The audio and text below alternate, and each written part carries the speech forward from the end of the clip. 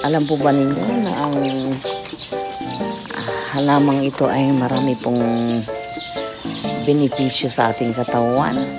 At ang tawag po dito ay granada fruit.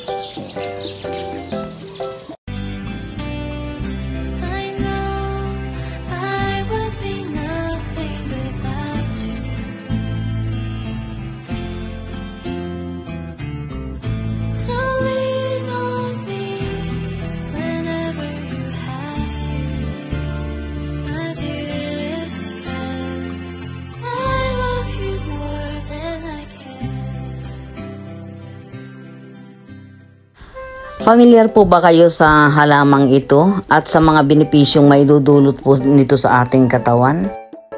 At kung hindi pa, mag-subscribe na po kayo sa aking channel. At pakiclick na rin po ang notification bell para updated po kayo sa mga parating ko pa po na video. Alam po ba ninyo ang halaman na ito? Familiar po ba kayo sa benepisyo na may dudulot sa ating katawan nito? Kung hindi pa, panoorin po ninyo ito. Ano nga ba ang granada fruit? Hindi pa, yan ang pag-uusapan natin sa araw na ito. Ito'y tinatawag na granada. Ano nga ba ang granada bilang halaman gamot? Ang scientific name, Panicum granatum name. Panicum spinosalam. Common name, granada sa Tagalog. Pomegranate sa Ingles. Ang halamang granada ay kilala dahil sa bunga nito na karaniwang kinakain sa maraming lugar sa mundo. Ang dilugang bunga ay may mapula at makatas na laman na mayroon ding maraming buto. Ang halaman ay tumutubo ng may katamtamang taas at tinutubuan ng mapupulang bulaklak.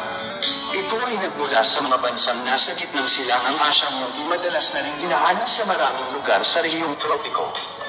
Ano ang mga sustansya at kemikal na maaaring makuha sa granada? Ang iba't ibang bahagi ng halamang granada ay maaaring makuha na ng maraming uri ng kemikal at sustansya na maaaring may benepisyo sa kalusugan. Ang bunga ng granada ay may mataas na level ng vitamin C at iron. Mayroon din itong ellagic acid, elagitanins at pumicalagins, pumicic acid, flavonoids, anthocyanins, estrogenic flavonoids at flavonoids. Ang katas ng bunga nito ay may taglay na anthocyanins, glucose, ascorbic acid, ellagic acid, gallic acid, caffeic acid, catechin, quercetin, lutein, minerals, at amino acids.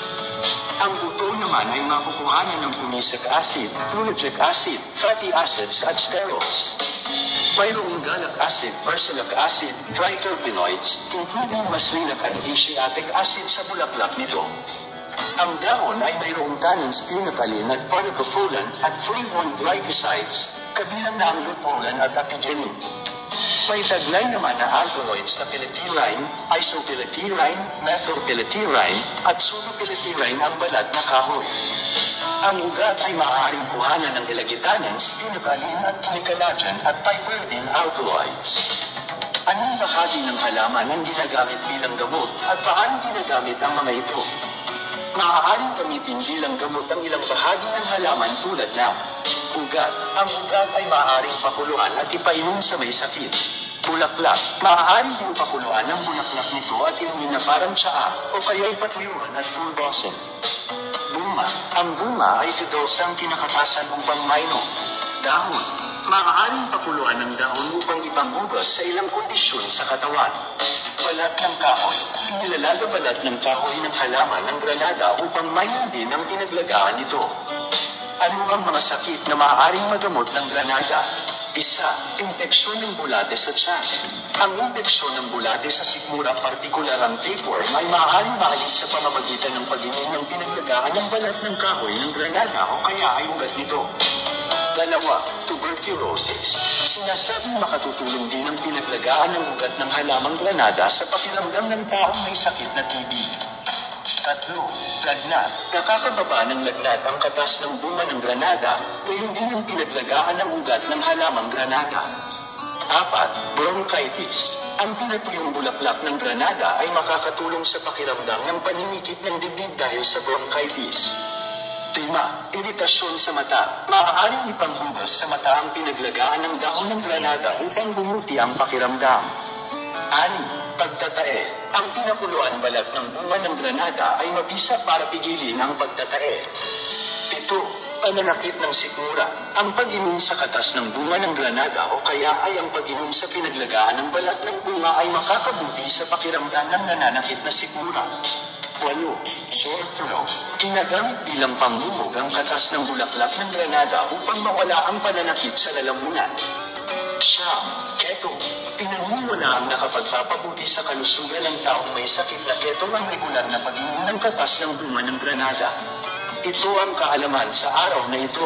So, bago po ako magtatapos guys, ito kukwento ko po sa inyo ang kwento ng granada fruit o pomegranate.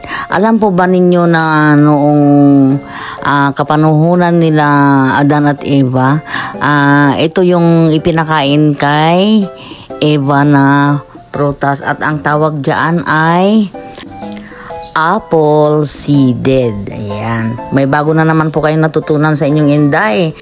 Ganito naman po ang pagbukas ng granada fruit guys. Ang sign po na hinog na yung granada guys, pagka yung pinitas mo, madali na lang mapigtas.